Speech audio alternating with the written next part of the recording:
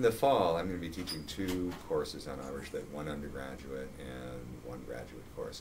I think it's a really interesting literature and a really important literature, and in many ways a very problematic literature. The literature and the history of the literature is very, very tightly linked to the Irish sense of national identity. And that raises all sorts of interesting issues. What we do is we read selections, lots of whole works chronologically. We match that to a sort of historical timeline. The class structure is very much based on student discussion.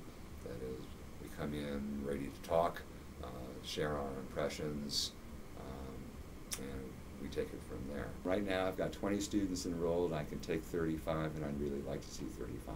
I run it, I hope, every 2 years. And that way, pretty much everybody who wants to take it can take it. One of the fun things about the course is that we as Americans have an idea about what Irishness is that has very little basis in reality. Blarney Stone is not something you really want to kiss. In castles, there was a sort of elementary sewer system so that fluids and waste in a castle would all be directed downwards, and then there was a hole in the castle, usually over a cliff, so that all the waste comes out over the cliff. If you don't do something, you're just going to get one great big pile of waste. So what you want is for things to come out over a rock so that things will sort of splat on the rock and then spread. Outside of Blarney Castle, that rock, which is meant for spreading the refuse, is the Blarney Stone. You don't want to kiss that. I mean, it's clean now. But I've always thought that this is a great joke that the Irish play upon tourists. Oh, you must kiss the Blarney Stone. Sure, it'll give you the gift of gab, it will. Students come in and they want to talk about leprechauns. No leprechauns in the course, about whom very little is really written. That is, that there's lots of fairy lore. But there's really not very much about leprechauns, who are little shoemakers. And aren't very interesting. So we think in terms of American literature about things like the great American novel. You know, there's got to be some novel somewhere that encapsulates Americanness. And we dispute from time to time, you know, what exactly is Americanness. But we're fairly well agreed. The Irish don't agree at all. And yet, really, their literature has been the major contribution they've made as a culture to the world, and their literature really is a world literature. So it's really, it's great lit, and it's fascinating lit, and it's literature that the Irish themselves continue to debate about. So we do a survey from Cahulan to the monks in the monasteries in the 3rd through the 7th century who were copying the great manuscripts of Europe and saving Western civilization into the Renaissance, and then the 17th and 18th century novelists like Maria Edgeworth, who invents all sorts of interesting innovations in the novel. The 19th century, when the Irish lose their language. English is imposed upon them. The ancient Irish poets who are still wandering the countryside in service to kings are disenfranchised. English now becomes the national language, and Ireland goes about the process of translating their culture into English in order to preserve it, and then exporting it, so that Irish poets become instrumental in Romanticism. They're over in England hanging out with Byron and Shelley. And then the 20th century, which is really a boom time for Irish literature. There are all of these other amazing writers in English from Ireland. They're writing up a storm, and they're getting national attention. The Abbey Theatre is founded. There's great playwriting. Ireland becomes the theatre capital of the English-speaking world.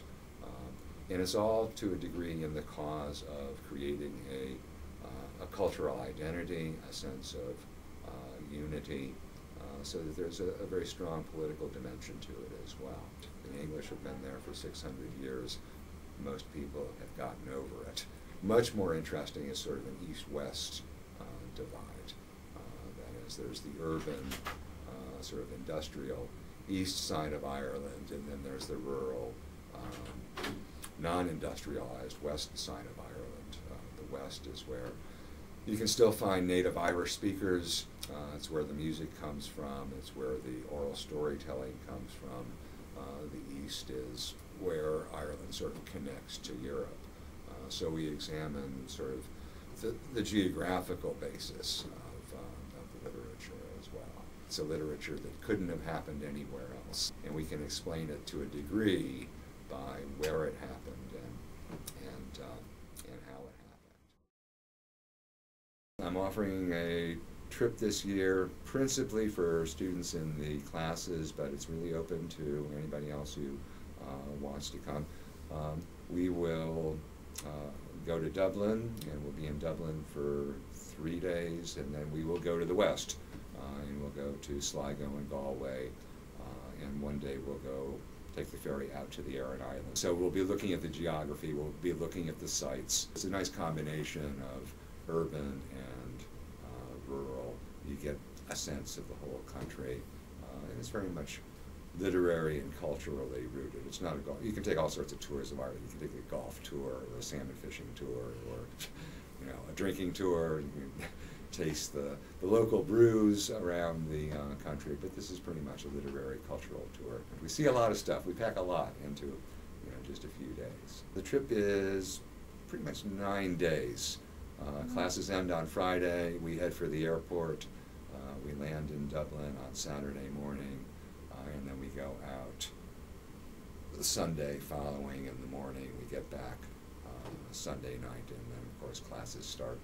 We can take up to 20, and the more people we have, the cheaper it gets. You're looking at about $2,000, and that includes accommodations, a lot of meals, but not all meals, all the ground transportation, and all the admissions. Students can, particularly English majors, could sign up for a 2-credit course where they would plan a project before we go. We would sit down and they'd work out a project. They could do some research while they're there, research that would be coordinated with the tour, maybe talk with some native Irish speakers in the West, or use some of the resources in the National Library or the Dublin Writers Museum, and then write a paper upon their return. The Irish really do revere their literature, so that Dublin has statues of writers all over. It brings things to life.